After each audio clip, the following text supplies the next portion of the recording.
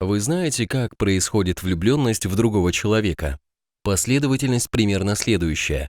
Ваш рептильный мозг через инстинкт продолжения рода создает вам режим поиска любимого человека. Если у вас нет внутренних блокировок процесса влюбленности, то вы находите себе любимого или любимую, зависит от вашего пола. В самом распространенном варианте у вас возникает чувство любви к вашему избраннику, у него любовь к вам. Ваш организм переходит в радостное возбуждение, которое блокирует вашу способность здраво оценить ваш выбор. Это называется надеть розовые очки. Вы активно занимаетесь сексом, и в итоге возникает то, что нужно вашему инстинкту продолжения рода. У вас появляется ребенок. Или два. Сколько может длиться чувство влюбленности? Теоретически настолько долго, пока вы можете производить детей. Но в реальности так долго сохранять влюбленность, особенно взаимную, удается мало кому. В среднем страстная влюбленность, дающая наибольшее наслаждение от общения друг с другом, длится года 2-3, иногда дольше. Почему так получается? Почему мы не сохраняем влюбленность на многие годы? Давайте рассмотрим, почему так происходит. Прежде всего, нужно понимать, что любовь, а особенно в самой приятной своей части, которая называется страсть, является сильным стрессом. А стресс, пусть и очень приятный, сильно выжигает ресурсы вашего организма, поэтому уже инстинкт выживания со временем заинтересован уменьшить накал ваших страстей, а то и совсем прекратить их, чтобы вы подольше прожили. То есть время влюбленности можно увеличить, если не сжигать свои ресурсы в пламени страсти, а расходовать их более сдержанно. Представьте себе, что на всю вашу влюбленность природа выделяет 1 кубометр дров. Вы сможете сжечь его за год-два в пламени страсти, и потом любовь закончится. И ваш любимый покажется вам совершенно посторонним человеком, с которым у вас нет ничего общего. Вы, конечно, можете делать этот выбор.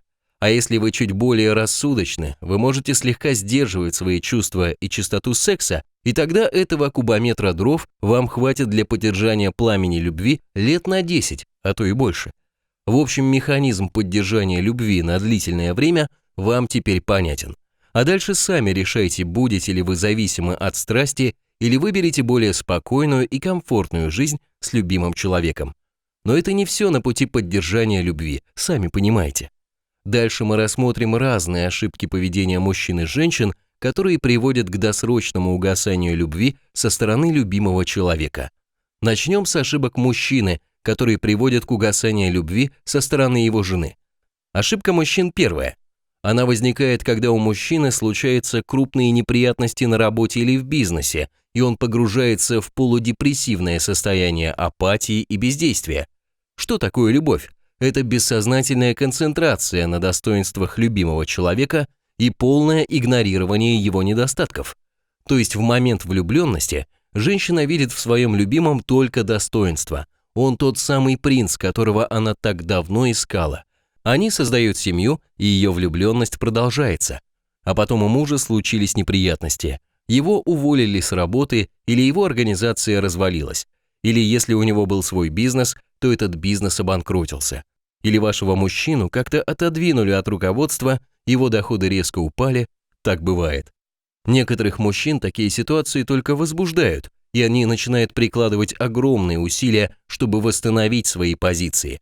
А некоторые, более слабые духом, уходят в подавленное состояние. Они винят или себя, или кого-то другого и находятся в этом энергетически проваленном состоянии месяцами, а то и годами. Скорее всего, жена проявляет сочувствие неудачам мужа, поддерживает его энергетически через сочувствие и жалость. Но ее рептильный мозг совершенно не настроен на жалость. Он выбрал для этой женщины самого достойного на момент выбора мужчину, практически принца. А теперь этот якобы принц лежит целыми днями на диване и стонет. Разве настоящие принцы себя так ведут? Нет, конечно. Значит, рептильный мозг понимает, что он ошибся в выборе любимого и начинает постепенно выключать режим влюбленности жены в мужа-неудачника. Полгода-год такого поведения мужа, и любовь жены совершенно проходит. Возможно, остается жалость, но это уже не любовь, а совсем другое чувство. Значит, что нужно делать мужчине, чтобы удержать любовь любимой женщины, если он попал в сильный кризис в своих делах? Нужно продолжать демонстрировать жене свою крутизну и готовность победить всех врагов. То есть, нужно говорить жене, что его нынешние временные неудачи – происки его врагов, и он обязательно им отомстит, а сам он крут неимоверно, и все будет отлично. Таким образом, мужчина, демонстрирующий состояние победителя, может поддерживать влюбленность своей жены многие годы, хотя реально может находиться буквально на ее содержании, она этого не будет замечать. Что рекомендуется делать жене, муж которой провалился в депрессию из-за неудачи?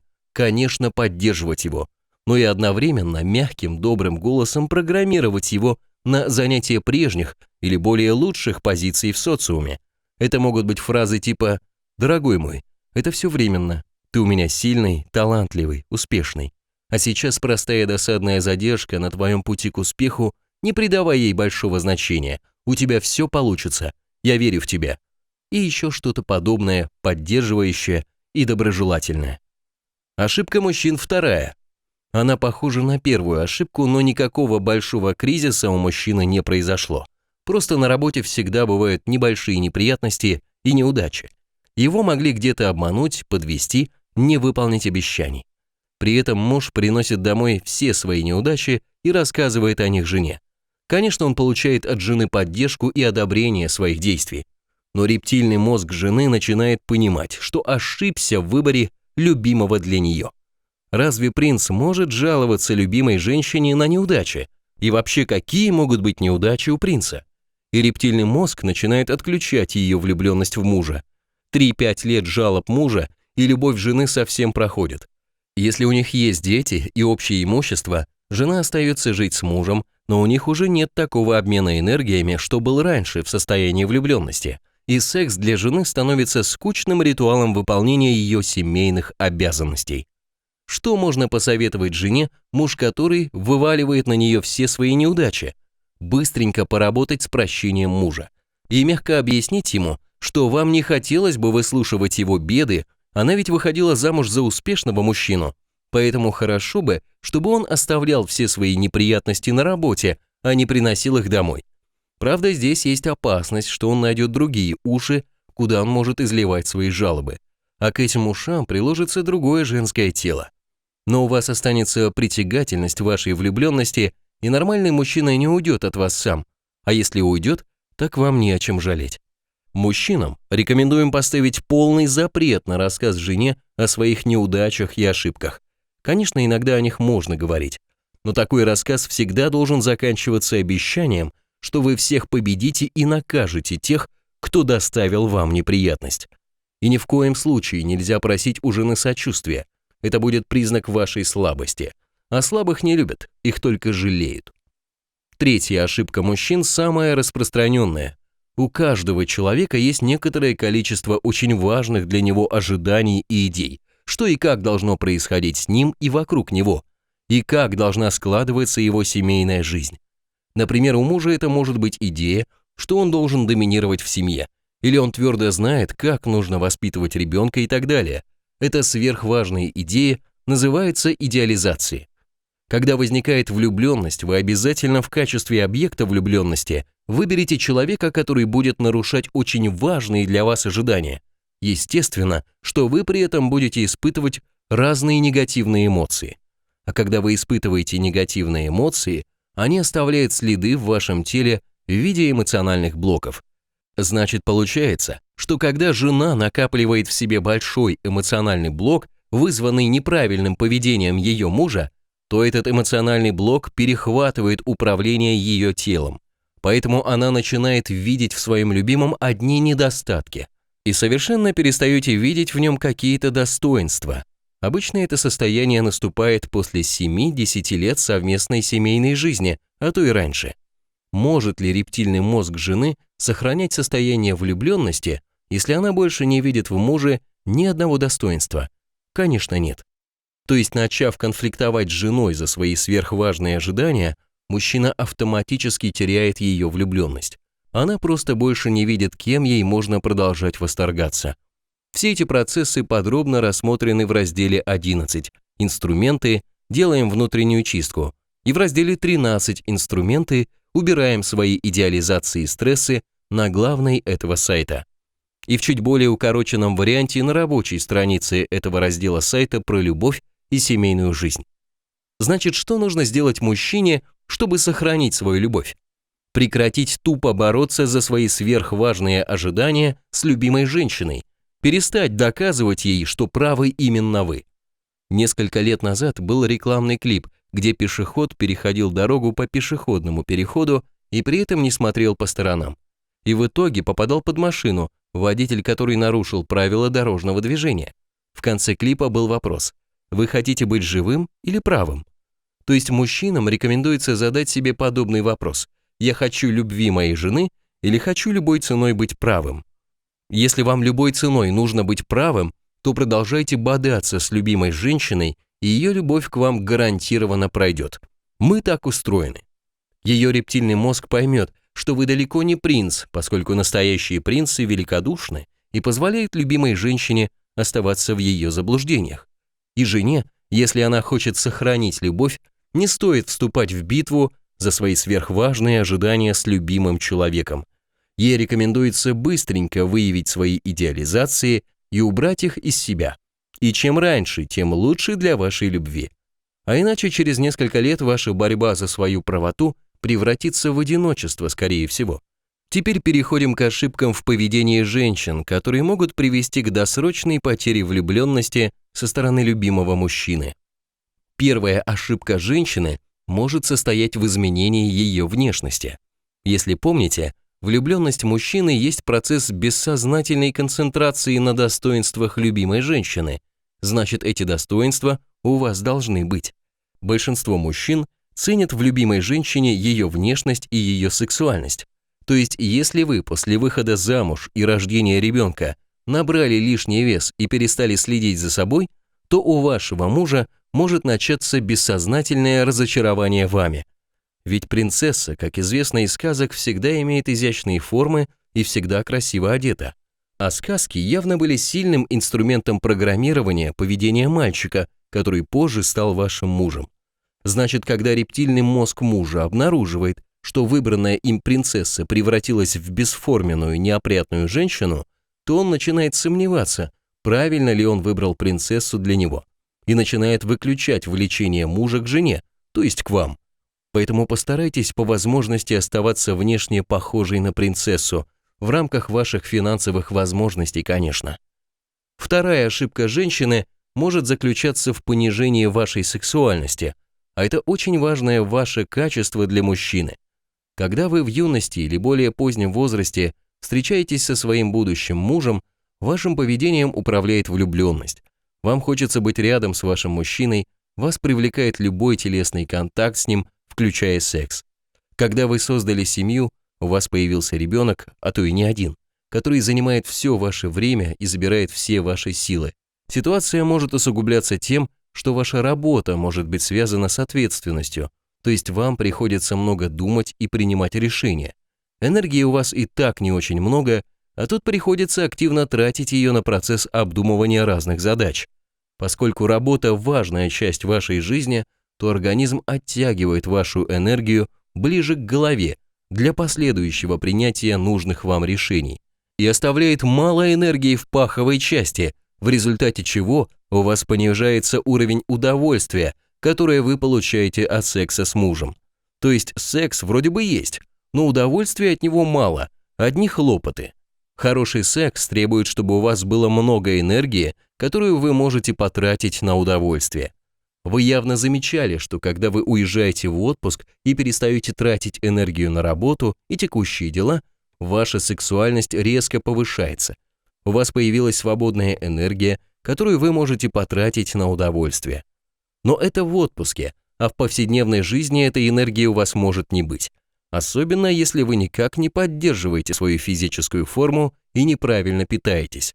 Мужа вы сексом обеспечиваете, конечно, но часто это простое представление своего тела для удовлетворения потребностей мужа, без вашего эмоционального и энергетического включения.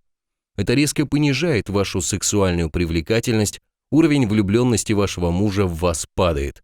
Поэтому очень полезно вспомнить о ваших сексуальных практиках из юности и начать использовать снова, если даже ваш семейный стаж составляет 5, 10 и более лет. В зоне 2 этой рабочей страницы есть ссылки на инструменты повышения своей сексуальности для женщин. Эти практики обычно используются на стадии поиска любимого, а потом забываются. Это неправильно и приводит к снижению вашей сексуальной привлекательности. Поэтому, если вы хотите всегда оставаться сексуально привлекательной для мужа, вам нужно заботиться о том, чтобы ваша энергия тратилась не на борьбу с мужем, а на секс с ним. На этом сайте вы найдете инструменты, как выйти из борьбы с любимым человеком. В итоге у вас автоматически повысится энергетика и ваша сексуальная привлекательность. Третья ошибка женщины совпадает с третьей ошибкой поведения мужчины. Это ваша вовлеченность в конфликты с мужем. Когда вы встречались с вашим будущим мужем, вы вряд ли были готовы узнавать у него, как он видит будущее распределение ролей в семье или как он считает правильным воспитывать детей. У вас на этот счет уже имелось твердое мнение, вынесенное из наблюдения за поведением вашей мамы в детстве, и вы были уверены, что и у вас все должно складываться так же. Даже если семья мамы развалилась или папа спился. Этот набор жестких убеждений называется идеализация семейной жизни. Ваш будущий муж тоже наблюдал отношения в своей семье и тоже создал себе жесткую картинку того, какой должна была быть его семья. Потом вы встретились и полюбили друг друга. И как назло, через любовь притянулись противоположности, то есть люди с разным набором очень важных для них ожиданий. На стадии ухаживаний и страстной влюбленности вам было не до обсуждений того, как вы будете выстраивать отношения в семье. А потом, когда началась повседневная семейная жизнь, вы вдруг обнаружили, что ваш любимый в чем-то не разделяет очень важные для вас убеждения. Рептильный мозг перевел вас в возбужденное состояние, и вы с позиции силы или через обиду начали защищать свои ожидания. Ваш муж, естественно, тоже начал защищать свою картинку мира. Между вами начались скандалы, каждый из которых порождал у вас в теле по эмоциональному блоку. Когда эмоциональные блоки стали совсем большими, вы перестали видеть достоинства вашего мужа, а полностью сконцентрировались на его недостатках, чтобы иметь основания напасть на него и исправить его ошибочные убеждения. Естественно, что рептильный мозг вашего мужа также сосредоточился на ваших недостатках и перестал видеть ваши достоинства. И все. Влюбленности в вас начинают исчезать, поскольку влюбленность есть процесс концентрации на ваших достоинствах, а ваш муж перестал их видеть. Если ситуация не совсем запущена, то вам нужно срочно убрать из себя эмоциональный блок, заряженный на борьбу с мужем. Его рептильный мозг обнаружит, что его враг в вашем лице исчез, и тоже уберет из него эмоциональный блок, заряженный против вас.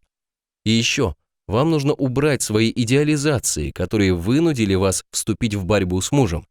Больше никто не будет вынуждать вас видеть друг в друге только недостатки, и ваша взаимная влюбленность может вернуться. Так бывало 1000 раз. Инструменты для очистки себя от эмоционального блока вы найдете на этой рабочей странице, либо в разделе 11 «Инструменты. Делаем внутреннюю чистку» и в разделе 13 «Инструменты. Убираем свои идеализации и стрессы» на главной этого сайта. Это основные ошибки, которые совершают большинство мужчин и женщин и в итоге теряют такое прекрасное чувство, как влюбленность. Постарайтесь не совершать хотя бы этих ошибок в будущем, и все у вас будет замечательно.